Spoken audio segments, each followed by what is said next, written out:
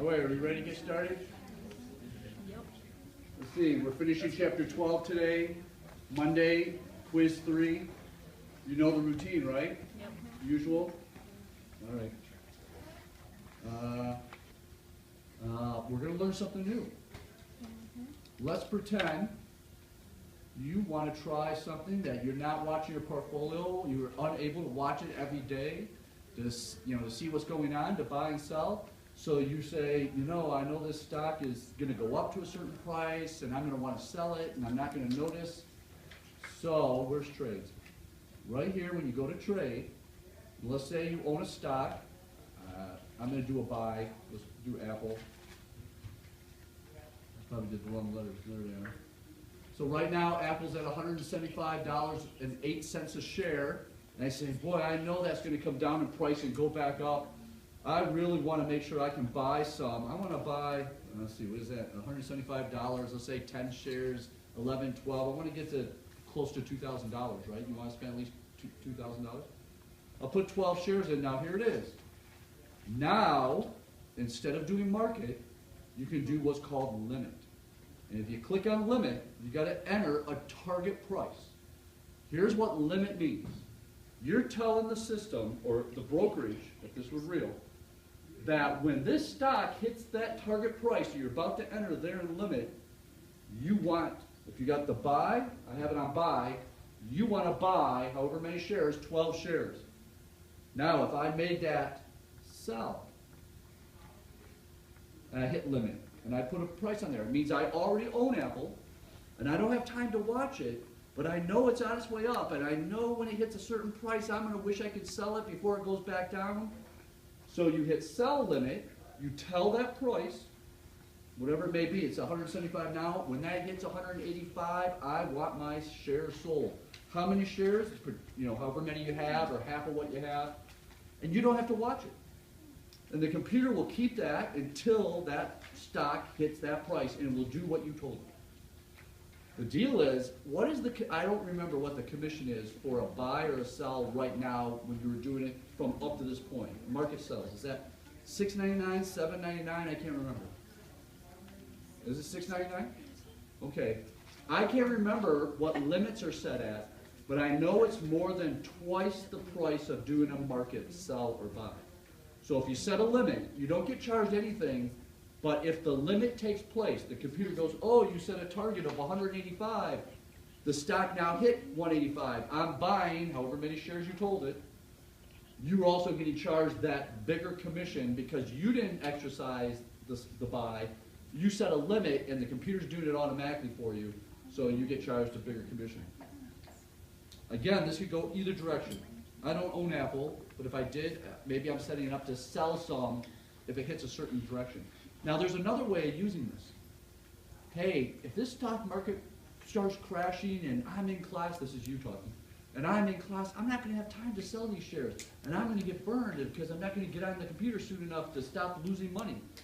You can set this up for a low price, called a limit sell.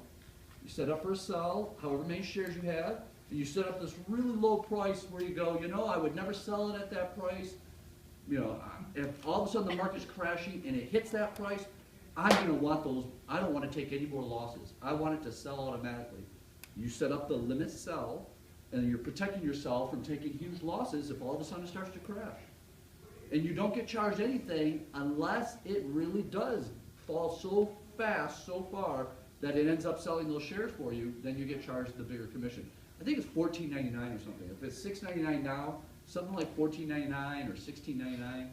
But a lot of students, now that it's been turned on and you can use it, a lot of students take advantage of that because they realize I can't watch this while I'm in class, or I don't, especially if you don't look at it once a day. If you're not even looking at it once a day, set a couple of these limits up just in case what you own starts hitting certain prices where you wish you could sell it, whether it starts to fall too low or it starts to go up so high that you want to get rid of it while you can get all the profit you can. Set those up, and you can always turn them off.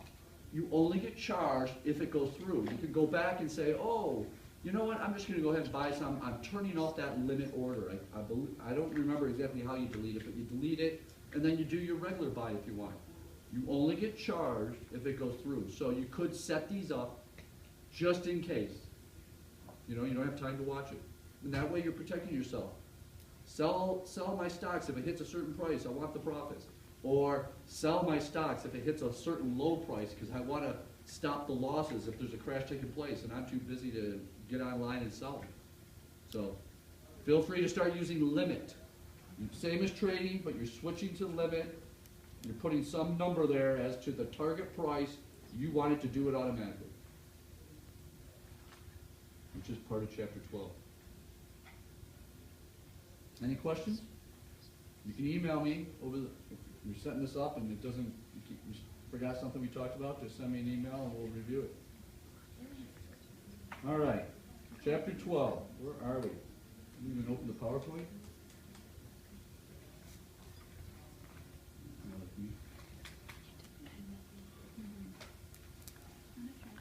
Few subjects. We're going to start slide 14. IPO. You probably have heard the letters IPO on the news or on a financial station. It stands for Initial Public Offering. You ever watch a TV drama? And the drama is around some company being owned, and they're talking about, we're about to go public. You know, don't cause controversy. We're about to go public. We're all going to be rich. Well, what they're trying to say is, a company, let's say it's a private company, and it's you and one other person started that company, and when you decide to be incorporated, which, by the way, if you ever start a company, you're going to want to be incorporated because there's huge legal benefits of becoming incorporated. If that company ends up spilling, an employee from your company spills hot coffee on somebody in the drive-thru, everybody know what I'm talking about? That happened at McDonald's. Anyway, and that person got scorched, and they're going to sue your company. If you're incorporated, they can only sue the company's assets, not your personal assets. That's the biggest advantage of becoming incorporated once a business starts to grow big enough that you have to worry about somebody possibly suing you someday. So that's the biggest benefit. But once you're incorporated, you establish shares. That's part of the incorporation process.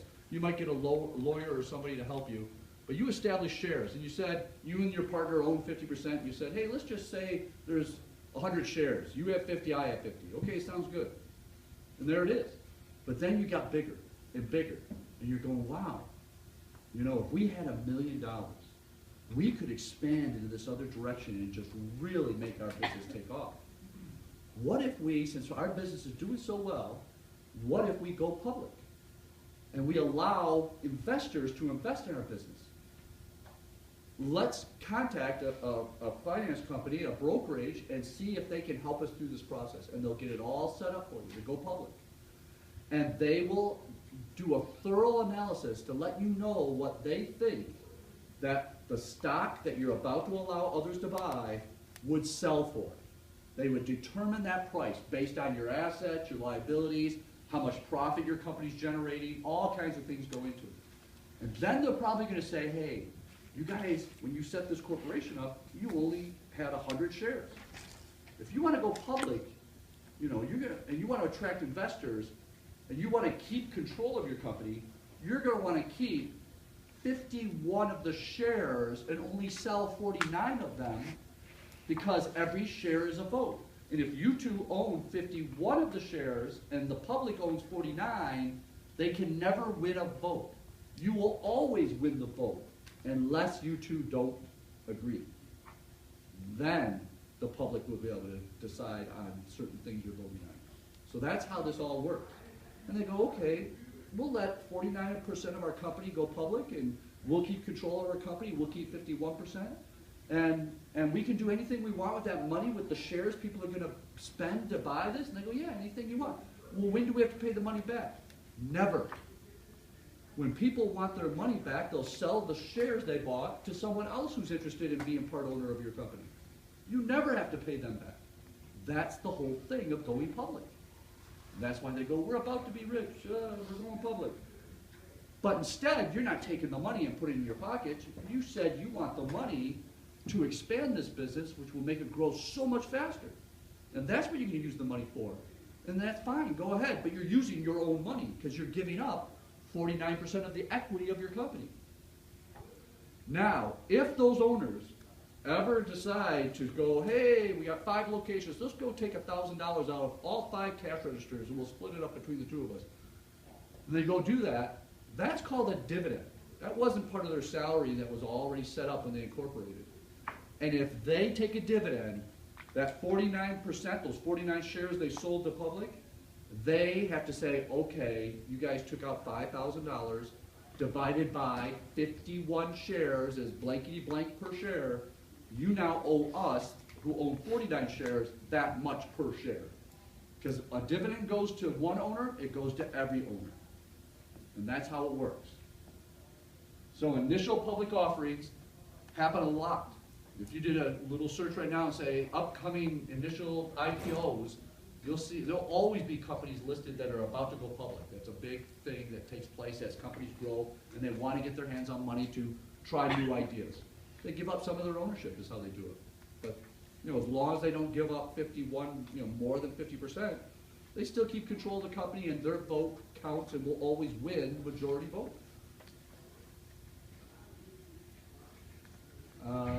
So there's advantages and disadvantages to buy stock for companies just going public. Usually there's a whole bunch of excitement around it, like when Facebook did it, remember Vonage? Anybody remember Vonage? You know what I'm talking about when I say Vonage? That was like the original over-the-internet home phone. They were like the first ones. Aren't they AT&T now? I don't know if they got bought out yet or not. I'm not sure. I didn't hear about that. But I remember when they first came about and their commercials were so crazy, it never mentioned what they even were. They were just trying to get brand awareness. So they didn't take off as fast as they thought they should have. They finally realized, well, maybe our commercials should mention what we do. But a lot of people started realizing they saved a lot of money and made their home phones over the internet. And it's now so common, like every cable company bundles it. But when Vonage went public, it was a big deal. I mean, for people who were investing, it happened at a time that I was heavy into investing. And everybody said, oh, it's right away, if you can buy it right away, it's going to be $65 a share, and it's probably going to go up really fast because everybody's excited about it. So a bunch of people, the morning, 9:30 in the morning, the market opens, Vonage shares are available. It was something like $65. You watch it. By the end of the day, the price was about $75 or $80 per share. Now, it looks great for a lot of people who got into it right away, but it didn't take long, and this happens to a lot of IPOs, to where that price will start to go back down, back down, back down to the initial price on that very first moment, and even below that. Another example I just remembered, General Motors. General Motors went bankrupt, and they started all over again. And all those old General Motors shares that your grandparents had are worthless. And when they started again, they went public, and they started at $35, and everybody got excited. New General Motors, new company, even though it's the same company. Hey, and they bought shares, and the price went up, and then it started going down. Even below 35, it went down. So that's the thing with IPOs, that if this is something you're ever interested in, you might buy in right away and then sell. Because traditionally, there's excitement, and then it calms down, and it's back to the fundamentals of the balance sheet and the income statements. And the company, the brokerage that helped you go public was right. They're really worth about $35 a share, or whatever it is they said it was worth, and the price comes back down. So that's IPOs, and that's how it works. Now we're going to churning. We're going to slide 16. I've mentioned this word several times during the semester because this is kind of my pet peeve. This is something I have witnessed happen many times, and I know it still takes place. Financial advisors who are on commission, that's their pay. The way they have certain goals they have to reach. And if they're not reaching that goal, they got to figure out a way to generate a charge, a commission. And to do that, they'll call some of the people who are investing with them and go, hey, I think you should sell this, or I know this hot stock coming up, I think you should buy. So they're calling people, trying to get them to sell something or buy something, making it sound like there's a reason for it, but the underlying reason is they need to generate a couple of commissions because their month end's coming and they got to reach this goal because they're so close to that extra $1,000 bonus. If they can just generate a couple more commissions, and they get desperate and they go, I'm making some calls, even though maybe This isn't in my client's best interest. I'm gonna try to convince them to buy or sell something to generate that commission so I can reach that goal. It's a common practice. And the sad part is, you went to that advisor to get advice, they led you into a mutual fund to help you, they got paid a commission from the mutual fund to get you into it, and now they want you to buy some individual stocks or sell some individual stocks to try to generate a commission to reach the goal. So later in life, you're going to forget this whole lecture, but you're going to get a phone call. And the reason is you never thought you'd be into investing, and next thing you know, now you're finally getting into investing. You're in your 30s, you're in your 40s, you're finally getting into it, and that broker's going to give you a call. You're going to be in the middle of driving somewhere, and you don't even want to have a conversation. And hopefully you're going to say to yourself, now are they trying to get me to buy this or sell this because they need to meet a goal, a commission goal, or is this really in my best interest? And my advice is always to say, let me look into it, and don't trust them and make the decision just based on their word. And you do some research first before you make that decision. That's my advice. It's a common practice called churning. All right, margin. Go to slide 20. This is a short-term technique, and we could set up margin on our little simulation, but I'm not gonna do it. It's kind of a difficult technique, and it's very risky. And many people, there may be only one person in this whole room that might say, you know what, I'm gonna start buying stock on margin. The definition of margin basically is you have set up an account, could even be at Fidelity, and you want to buy some stock, individual company shares, and you have such confidence that that stock price is going to go up that you want to figure out a way to buy twice as many shares as that you have there in the brokerage account right now that's available in cash. So to do that, you literally borrow money from the brokerage called a margin buy. You're borrowing money, and the rule is you can only borrow enough to buy 50% of the total purchase, meaning you have to use your own money for at least 50%. So if you're about to buy 100 shares of something, and you have such confidence that this stock price is going to go up that you wish you could buy twice as many shares, you're putting up enough money for 100 shares, you can borrow from the brokerage enough money to buy a second 100 shares. And it's called buying on margin. The price goes up, you sell their shares or your shares or both, you pay them back the money plus a little bit of interest because you only held onto their money for a short time. And you get to keep all the profits other than that little bit of interest. Good examples on page, we're going to 410. The reason this is risky is if you're wrong and that stock price doesn't go up and it goes down, you still owe them the full amount of money you borrowed, buying it at the price you bought it at, and if it goes down, you owe them, where are you getting the money from? What's the deal with it? Anybody fix it? Just kidding. Okay. Here we go. At the top. You ready? Let's say the price of ExxonMobil stock, you believe it's going to increase by $7. You're going, I know it's going to go up by $7. Let's see, this story starts back here, actually. Now I realize it.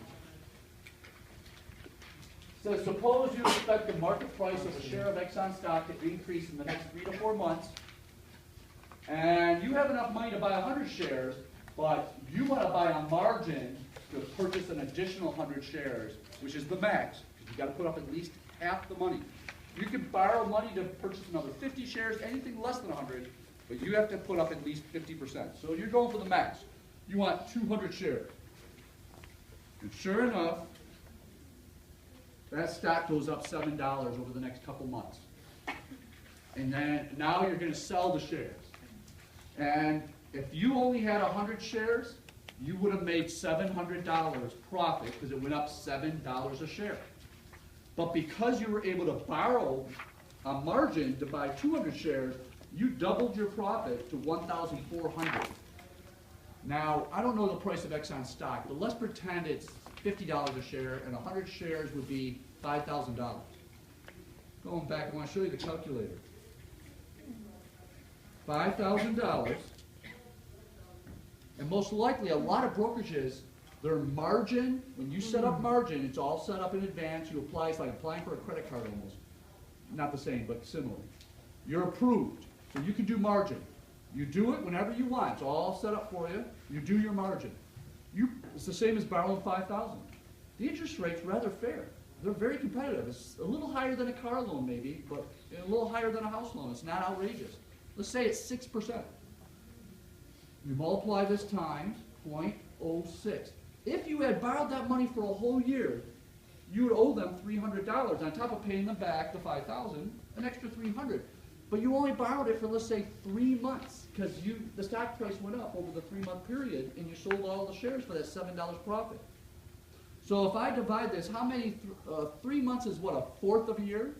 You'd only owe a fourth of the interest. So I'm just going to divide by 4. Here's your $5,000. Now let's go back to the book. $75, right? You sell the shares, 1,400 profit sitting there instead of 700. And here's your $75 interest out of that 1,400. You keep the rest. That's the benefit of margin. You went from $700 profit with the 100 shares you could afford to 1,400 minus only $75 to buy it. Now, if it goes down, you still owe that whole $5,000 plus that $75 interest, and it's got to come out of somewhere. It's going to be coming out of your $700 profit. So you're gonna wish you never did it. That's why it's so risky. And if you have to hang on to it, they only give you a certain amount of time. They don't say, oh, okay, pay us back in 2 years. They pretty much say, hey, you got to pay us back within. Some of them say this is a 6-month term, 5-month, 9-month, and then there's what's called a call. And when they call it, you have to pay back some of it, if not all of it. There's call dates if you don't meet that. So there's some risk involved. But it's called margin, and it's a way a lot of people who feel really confident that a stock's going up can double their profits. And that's how that works. Are we going to need to be able to calculate this in the quiz or understand the concept behind it? Probably both. Okay. I don't know. Anyway, we all understand margin. What you're really doing is borrowing money. Now, this one's a little harder, called short selling. This is a great technique, though, especially in the kind of market we're in right now. Short selling is used when you are very confident that a stock price is going to go down, the opposite of going up, going down. And you know this company's going to have problems. And you know everybody's going to catch on eventually. Like, for example, Tesla. And I don't know if it's going to be 2 years from now, 5 or 10 years from now, but if they don't turn the company around and start making profit, that stock price, people are going to catch on, and that stock price is going to plummet. And this is a technique where if you feel really confident that it's going to go down, let's say over a short period of time, again, 3 to 4 months, this is the brokerage that you're with will help you take advantage of it. And here's how it's done. Where am I at? Hang on, we're going here. This is the one we're talking about now is called selling short. You ready? We're going to use Tesla. And let's pretend it's, I don't remember how much it is a share. Let's call it $200 a share. And you know it's going to go down. And so, since you have this unbelievable confidence that it's going to go down, you want to take advantage of this confidence. You say, I want to make money on the fact that I know this is going to go down. And so you borrow shares from the brokerage. You have this set up in advance that you can do this anytime. It's like, again, the whole credit card thing. You're borrowing. And this time you're not borrowing money, though. You're borrowing shares. You can say, hey, can I borrow 100 shares of Tesla? For what's your time limit? And they'll say, oh, if you haven't paid us back our shares by 3 months, you just have to pay a certain fee. If you don't pay back the shares in 6 months, they'll have certain deadlines, or however, a lot of them have different rules. But you're borrowing the shares, and it's at $200 a share. So you just borrowed how much? $20,000 in shares. Is that right? Is my math okay on this? Or is it 2,000? 20,000, isn't it? $20,000 worth. And you, the moment you get these shares into your account, because they just showed up in your account, you sell them. And you sold them for $200 a share because you know it's going to go down. So you've got $20,000. Now you can't touch that money. The brokerage says that money sits there until you give us back our shares. That's how this works. You got to leave it there in your account. It's your money, but you can't take any out of it or buy any other shares of anything else until you give us back our shares. But you sold it. Now the price goes down. 2 months go by. 3 months go by. Now the price is $150 a share. You put in the order, and the only thing you can buy with this money is Tesla. And you say, hey, I want to buy 100 shares because it went down just like I felt it was going to go down. I knew, I had some inside information. No, that's illegal. I didn't say that. No, I saw this news that no one else saw yet, and I knew it was going to go down. That damn car is going to crash from space, and everybody's going to have bad news. So how much did you have to spend to get those 100 shares back?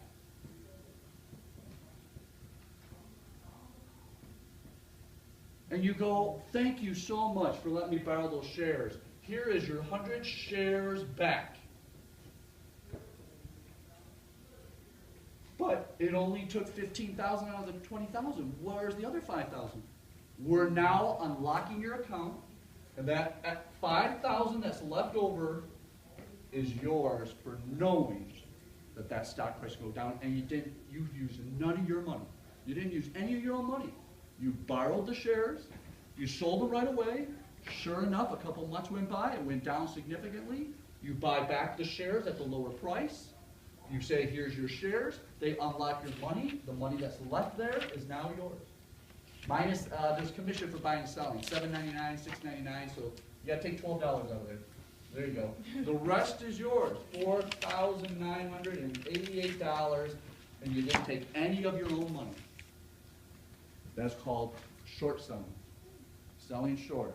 It's a great technique when you have markets that are heading down and you know certain stocks are going down for sure. Does the broker lose money when you do that? No, no. The broker let you borrow another customer's shares that doesn't want to sell them. And so they let you borrow them, and you got to sell them, and that person doesn't even know what's going on. This is all, you know, they have so many customers that own these shares that if for some reason this customer wants those shares they just took out and lent to someone else right away, they'll borrow it from some other customer and replace them there and go, okay, go ahead and sell your shares. And if you're someone who's established a good relationship with the brokerage and you're very trusted, they won't charge you a fee. They'll let you borrow these shares for free, no interest. Is that unbelievable? That they're so happy to make this $12 that they'll let you do this. And at first, they may start out charging you a fee, but it will be very small. Maybe $20, $50, $100 at the most. But look at what you just did. Does everybody see this? This is very risky. What if that price went up? 4 months go by, 6 months go by. They're saying, you must pay us back those shares. There was a time limit. And if the price goes up to $210, you don't even have enough money to get the shares back to pay them back. They're gonna say, either you gotta take the money that we got locked up and buy those shares, or you have to pay us the difference, the $10 times 100 shares, which would be $1,000. You gotta pay us that $1,000 and deposit into that account for us to lock up so the money's there on the next date so we know you can buy them. Or there won't be a next date. You're gonna buy them now and you're gonna have to come up with that $1,000 to pay us back. So that's the risk. Again, this is so risky, you would never want to do this unless you have 99% confidence that that stock price is going down. And you want to take advantage of that 99% confident of the stock price going down. These are pretty heavy techniques, but they're happening every day as we speak. Well, a half hour ago. Martin Shkreli might be going to prison because he was called, because he called people and said, hey, like, pull out of this stock or it's going to go down. Yeah, who's that? Who did? Martin Shkreli, Farmer Bro. The guy who Oh, yeah. Did everybody know he's talking about this guy? Bought this pharmaceutical or somehow or another? Huh? They're a prison. drug. Yeah, and then he, all of a sudden, they're like epic, if you're allergic to something, and this is something that saves someone's life, right? Is it asthma or something, or what does a EpiPen do? No, EpiPen is Allergic for mild reaction? asthma, Daraprin's for malaria, for, I think it's HIV too. And just made the price so outrageous, and a few other drugs too, and to the point to where, you're right, he's been ordered to pay back several $1 million, I believe, was the judgment within the last few days, wasn't it? Yeah, and he, And he's gonna do time? I didn't hear that part. he might be going to jail for securities fraud. Because he gave some inside information to other people to buy or sell, or he bought or sold from inside information? I think it was the former. Oh, okay. But anyway, what was the point you were gonna make? Well, I was just asking, like, that's what he's going to prison for, right? For inside information, yeah. That's what Martha Stewart, you guys remember Martha Stewart went to prison because her broker, somebody from the company that she owned stock of, called and said, you should sell. She sold, as well as a few other people, and then the news came out, and she sold so many shares, it was obvious that there was some kind of information. She went, you know, they made an example of her because she was famous. And she went and had to do hard time in a prison to try to tell people, look, if you're going to take advantage of inside information and you don't know any better, you know, here's what's going to happen to you. You're going to go to prison, especially if it's obvious. Like in her case, it was obvious. And they had phone records. So look, he called you at this time, you made the trade at this time. I mean, it couldn't be more obvious. So, anyway, that does happen. It's happening every day. Most money is made from inside information. Like I said, that one person I know used to purposely have to stop by the bar on his way home from work just to get the information. It was like part of his job. You know, that's where people talk. Yeah. His wife hated that part. Anyway, so now you know about margin buying, you know about selling short and how they work. Now we're going to talk about how important it is to understand date of record. Remember, these are all stock techniques that some of you will never use because you're going to use mutual funds. But this chapter was important because you're buying and selling stocks on Investopedia, and I want you to know how it really works in real life. It's not just buying and selling stocks. There's all these other things going on in the background. One being that date of record. Date of record is important to investors because if they want to buy a stock that pays dividends, they must understand what date of record means. We're going to slides, not on the slide, we're going to page 389.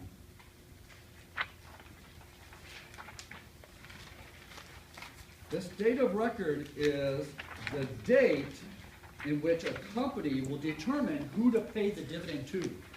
When you buy individual stocks, you're going through a brokerage who registers your name and social security number as owner, part owner of that company. Even if you only hold the stock a day or two, they have to register that you own that stock.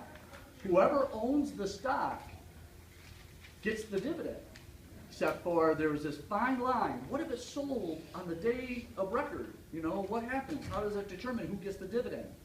So they came up with these rules a long time ago, and this is the rule for all stocks, that if you buy a stock, I gotta make sure I say this right, 2 business days before the date of record or later, you don't get the dividend. The person who sold it gets the dividend. And I want to make sure I'm saying that right. All right? Let me say it a different way. So I'm going to say the same thing, but in a different way from the person who owns it. You own a stock, and if you sell it 3 business days before the date of record, you don't get the dividend. The person you just sold it to gets the dividend.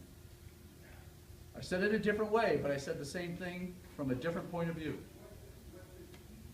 Now let me state it another way. Same thing again. You own some stock that you want to sell, but you know the dividend's coming up. You don't want to sell it until 2 business days before the date of record or later, because then you get to keep the dividend. Everybody hear that? So, let me state it now in a technical way. The dividend goes with whoever owns it 3 business days before the date of record. 2 business days before the date of record, the stock is selling what's called X dividend, EX dividend. That's really the important date. That if you start searching on date of records, you'll see a whole bunch of websites giving you what's called the X dividend date, which is always 2 business days before the date of record. The date of record means a company saying whoever owns that stock on that day is going to get the dividend unless it's sold within the last 2 to 3 days before that date.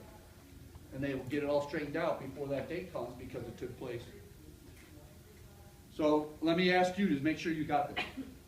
You're thinking about buying a stock and it pays a dividend and it's 4 business days before the date of record. If you buy it, do you get the dividend, yes or no? Well, hang on. Let's do this again. You ready? The date of record is this coming June 1st. There you go. And you're the buyer. You're going to buy the stock. Let's pretend this is a Friday.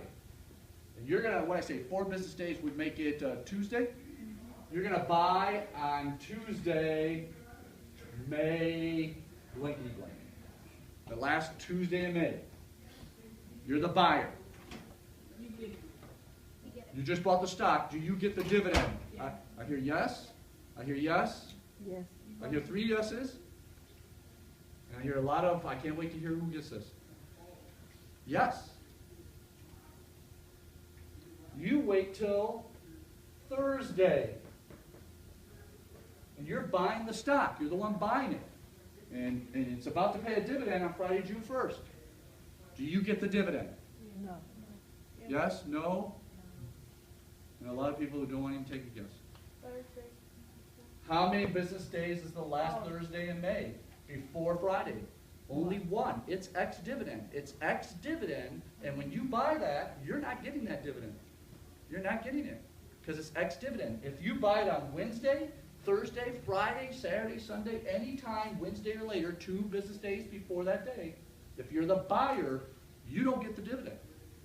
You had to have bought it on Tuesday, which is 3 business days. Is that right? Like 1, 2, 3. You had to buy it on Tuesday or earlier to be the one that gets the dividend. Now I want to tell you, there's a huge advantage. The other person's been holding it for 2.5 months, waiting for that dividend, because they pay about every 3 months usually. And they sold it 3 days before date of record.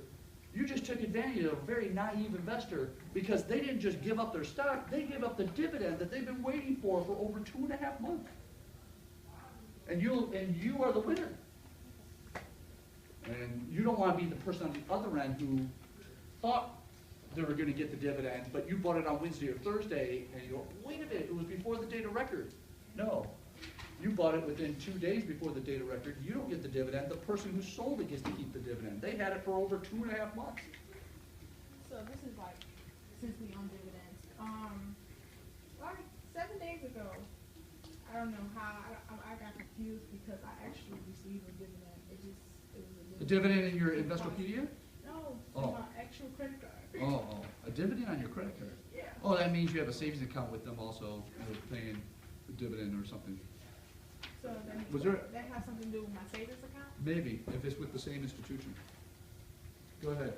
So date of record is the day that the dividend is paid, right? It's not the day the dividend's paid. It's the date they announce that whoever owns it on that date will be getting the dividend, Oh, I see. which is usually maybe a week or 2 after that date. Okay. It could be as up as a month after that date, actually. But that's when it's finally paid. But it's the date of record that is all about who gets the dividend. And it's not even the date of record. It's really 2 business days before the date of record, because they have to have 2 days to straighten it all out to see who really owns it on the date of record. So that's how they do that.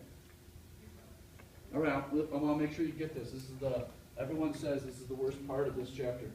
So I'm going to go over it again one more time. But you are the person who owns the stock. You own it Okay. right now. Date of record. Date of record is going to be June 1st, and it's a Friday. Friday. You own it. you need the money. You call your broker and you sell it on Wednesday, May, whatever the last day of Wednesday of May is. Are you going to be getting the dividend check in a couple of weeks when it pays out, or is the person you sold it to going to get the dividend check? You sold it on Wednesday, the last Wednesday in May, the date of record's due 1st, you own it right now, but you just sold it. Who gets the dividend? You, or do you get the dividend, yes or no? No. No. You're saying no. You sold it on Wednesday, which is how many business days before Friday, June 1st? 2, which means you sold it ex dividend, which means the buyer doesn't get the dividend. Yes, yes. Yes, yes. Let me say it again. Ready? A stock that is sold 2 business days before date of record, it's sold ex dividend, meaning the dividend doesn't come with it. So the buyer's not getting that dividend because it's 2 business days before the date of record. So it's supposed to be 3, at least 3. At least 3 business days. Then it's not ex-dividend. The person who just bought it from you gets the dividend, you don't. In this scenario, you are keeping the dividend. You sold it on the Wednesday 2 business days before date of record. So if you're the buyer, you only get the dividend if you buy it 3 days prior. That's right. And if you're a seller, you only get to keep the dividend if you sell it 2 days prior or later.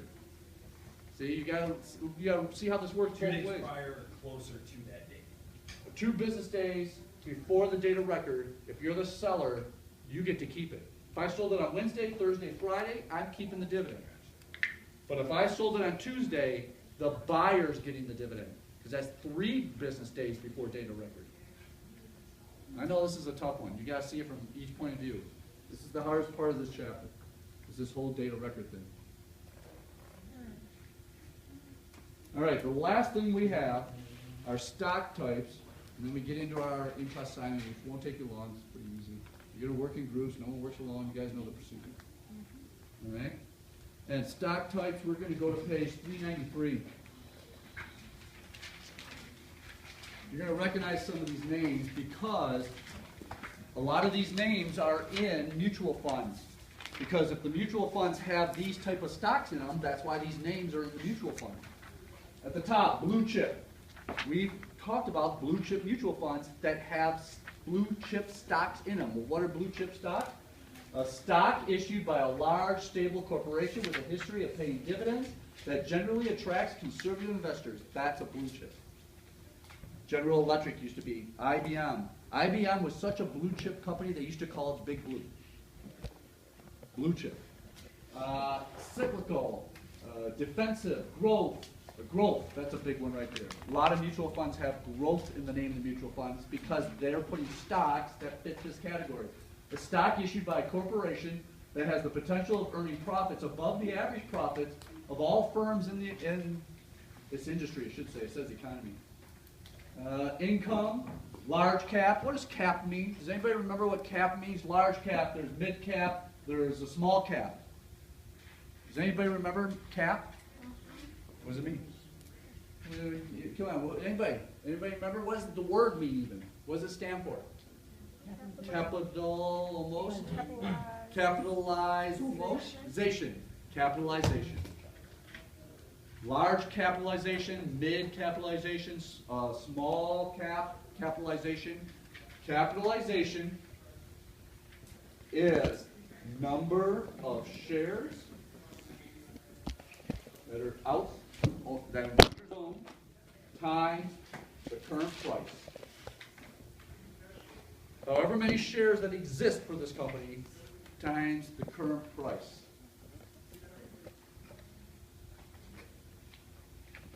So when you see large cap in the name of a mutual fund, it has a bunch of companies in that mutual fund that are large capitalization. They're the bigger type companies. Apple used to be one of the, it was the largest capitalized company in the country, the world, on the stock market at least, until Alibaba, is that how to pronounce it? Alibaba? Anybody know what I'm talking about? What Alibaba is? It's like, yeah, it's like the Far East version of eBay, isn't it? Or not eBay, but for companies to buy directly from manufacturers. kind of thing. And now they're like the biggest capitalized public stock on the market now. I think they passed Apple. So that's what those mean. So just be familiar with these names. The same names for mutual funds, but this is what the stocks are called that are in those mutual funds. So you can see, once you start getting familiar with these names, and you're looking at mutual funds at your retirement, you'll know what these mutual funds are all about just by their names, because they include these words in them. All right, let's get in groups. Don't work alone. Let's do our in-class assignment, and then prepare for the quiz on Monday.